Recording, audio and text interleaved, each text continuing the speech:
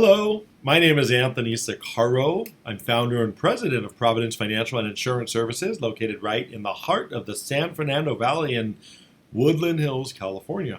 And periodically, I like to do an update when it comes to markets, or in this case, legislation and new regulations that have recently come into play. And I do these videos primarily for my clients. So if you're a client of mine, thank you for your trust. Thank you for your business. You know I don't take it lightly. But if you're not a client of mine, feel free to watch. And if you have any questions about anything that I say or you want to talk further, then feel free to call my office. And all that information is available at our website at providencefinancialinc.com. And by the way, for my clients, we've actually redone our website in the last 6 or 8 months. If you haven't been to our website recently, I would highly recommend you go check it out. It's actually really cool. We put a lot of calculators in there that are really going to help you figure out or answer some of the questions that are retirement related. So please go check that out. But the purpose of this video is to talk about the fact that, as some of you, I'm going to guess most of you have heard, that the Secure Act has recently passed. It was passed by the House of Representatives about 6 or 8 months ago. The Senate just passed it on December 19th, and President Trump signed it into law on December 20th. So here it is, December 23rd, and I'm trying to get some information out to you before we go into this long Christmas break. And yet, I don't have all the information yet, and I think I have to qualify what I'm going to tell you with, take what I'm saying with somewhat of a grain of salt. You know, the act, anytime an act is released, it's hundreds of pages. We haven't had a chance to go through all those pages yet and know exactly what's in there. They actually attached the Secure Act to the end of another bill, a spending bill that got approved, and that's kind of how they got it through so quick. So I'm going to tell you what I know about it. There are some things that I know and some things that I think are absolute. And then there are some things that I think we're going to take some stabs at, but you don't want to do any planning until it comes to light, till we know for sure. So when you talk about the changes that are made, all these changes really have to do with retirement accounts. And there are changes that I think really affect 3 categories of people: younger workers, retirees, and beneficiaries. So younger workers, retirees, and beneficiaries. The act has actually helped younger workers, because what it's done is it's incentivized employers to be able to go out and create a plan. There is the ability for an employer as a small firm to be able to join a plan of a conglomerate of firms. Plans before have always been individual, and they're very expensive to set up. So by having somewhat of a conglomeration of firms that can kind of join into one plan, it's going to give more options to the employees, I believe, and it's going to keep employers' costs down. So ultimately, more employers may be incentivized to allow their workers to be able to participate in a plan, and that's good. There's also a small tax credit for employers for setting up a 401k, so that's always good. And there's the ability now for 401k plans to include annuities in them. What that will do is that will help defray, or potentially help defray, some of the costs in the plan, and more importantly, some of the risks in the plan. A lot of pensions, a lot of plans today are underfunded, and annuities are great at this. They're great at taking your money and helping you parlay it over time to get an income from that type of strategy, from that account. And that's what retirement accounts are for, right? You put money in over the years, so eventually you can start taking money out. And an annuity just fits right into that plan, but they've never been allowed before. So now annuities are going to be allowed to be inside a 401k plan. So that's kind of nice. And the final way that the Secure Act has benefited younger people is through the fact that part-time workers can now qualify for contributions to 401k plans. So a lot of benefits for younger workers, really no drawbacks at all that I see for younger workers at all. When it comes to retirees, though, there's also a lot of benefits. Matter of fact, I don't see any drawbacks for retirees. The only drawbacks for this plan are drawbacks for beneficiaries. So we'll talk about them in a minute, but let's talk about retirees and talk about some of the major changes if you're retired and you have a required minimum distribution or a retirement plan. First of all, the biggest change is the fact that the RMD age is now pushed out to 72.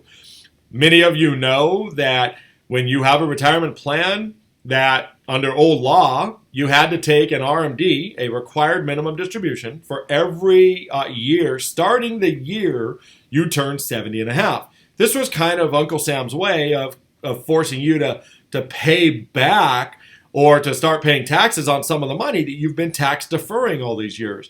You've been putting money in, you haven't been paying taxes on the money you've been putting in, and at some point the government makes you take that money out. And they do that through what are called required minimum distributions.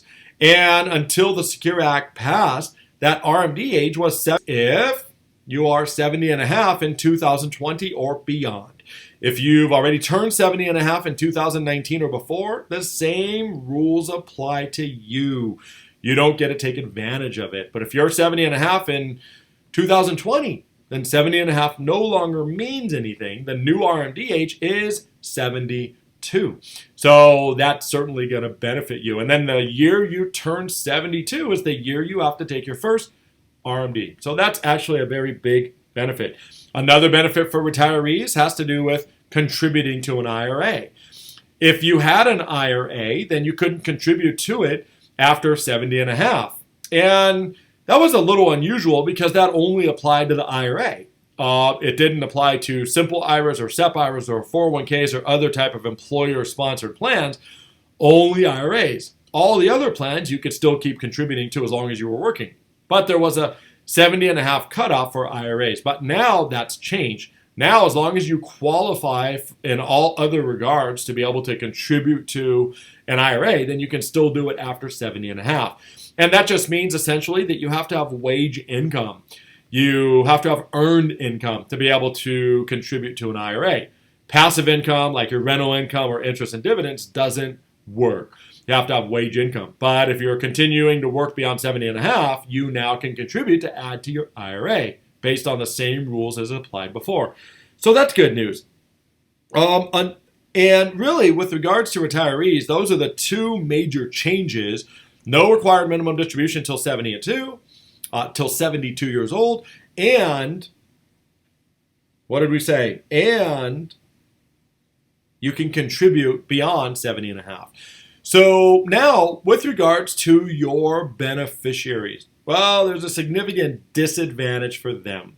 The primary disadvantage for them is that the stretch IRA has now gone away.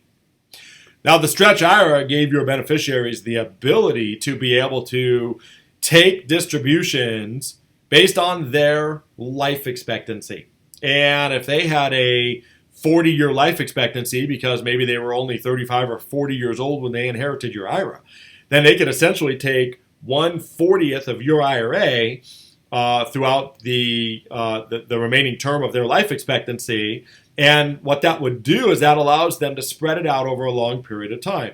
And because the percentage initially was going to be so small, by the time they get to retirement, as long as they invested it in a decent manner and prudently, then what would happen is that the balance in their retirement of your IRA that they inherited would actually be bigger than even when they inherited it. But that's now gone away. So the stretch IRA provision's gone, and what it's been replaced with is the 10-year rule. And the way that that rule works is that you don't have to take out 10% a year for 10 years. What you do have to do is you have to make sure that as a beneficiary, if you inherit money today, or I should say in 2019, no, let me back up. These rules start in 2020. If you inherit money in 2020 and beyond from an IRA, then you now have to have that entire account liquidated by the end of the 10th year. That's what has to happen. So by the end of year 10, that whole IRA has to be gone. And what that's going to cause you to do is it's going to cause you to do some more tax planning than you've had to do before as a beneficiary. Because if you wait until the end of the 10th year, chances are that IRA is going to have gotten a lot bigger, hopefully.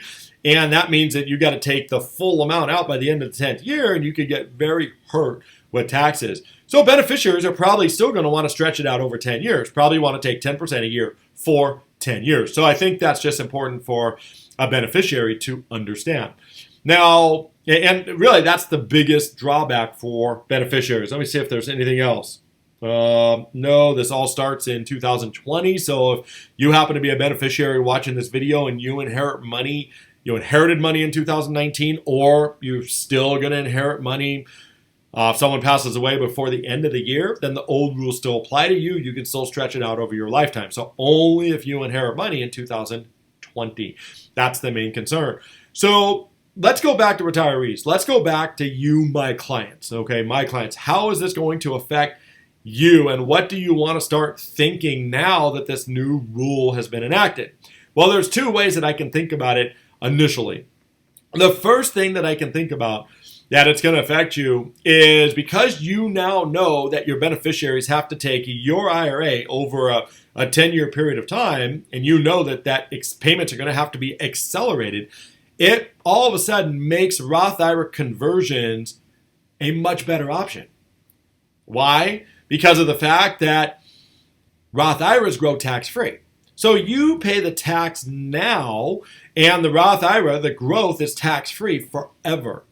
Now, when a beneficiary inherits a Roth IRA, I know some of you are thinking that they don't have an RMD, but that's not true. Even though you, the Roth IRA owner, do not have an RMD while you're alive, your RMDs or your beneficiaries do have a required minimum distribution on your Roth IRAs. And that's going to follow the same 10-year rule that we just talked about. But this time, it's not taxable. So if you have 25 years left to live, and you start doing conversions over that 25-year time period, then that's a much smaller amount every year that you have to pay taxes on than your beneficiaries are going to be required to take, because they're going to have to take it over 10 years. So Roth IRA conversions have become much more favorable at this point. Now, whether it makes sense for you, I don't know. That's going to depend on you and your scenario. If you want to know whether it makes sense for you, call my office, get on my calendar. We'll schedule a quick call, or if you want to do a review, just get on my calendar, and then we'll talk about whether it makes sense for you, because your income's going to come in, your income's going to be involved. A lot of other factors are going to determine whether that still makes sense, but they are certainly more favorable at this point. So that's one way that I can see an immediate change, thinking more about Roth IRA conversions. Another way that I can see this affecting things is with your trusts and your estate plans. Now, I don't know exactly how it's going to affect it. I've talked to and heard from other attorneys that have indicated that you need to update your trusts and wills. As an attorney, I'm not exactly sure why that is at this point. The only reason that I could see is if you happen to make your trust the beneficiary of your IRA. Well, then for sure, I think there are some things that need to be changed. But I don't recommend that. A lot of attorneys do, but the reality is I don't recommend that. I think that unless there's a reason not to, there are always exceptions, but unless there's an exception, I think that the best thing for you to do is to make your spouse the beneficiary of your retirement plans, and then make your kids the contingent beneficiaries, and even make your grandkids the alternate contingent beneficiaries. Leave your trust out of it. There's no reason to have your trust in it unless there's a reason to. So what are some of the reasons that you may want to include your trust in the list of beneficiaries? One is if you have a special needs child, then that could be that you want them to, not get the whole thing up front. It may ruin their disability benefits. So then a trust being a beneficiary is probably a good thing. Or if you have a spendthrift in the family. A lot of my clients are worried about their kids spending everything, so they want to make the trust the beneficiary so that payments get spread out over time. So that could be another reason. So there's several reasons why you may want to make the trust beneficiary, but absent those two that come to the top of my mind, do it the way that I suggested.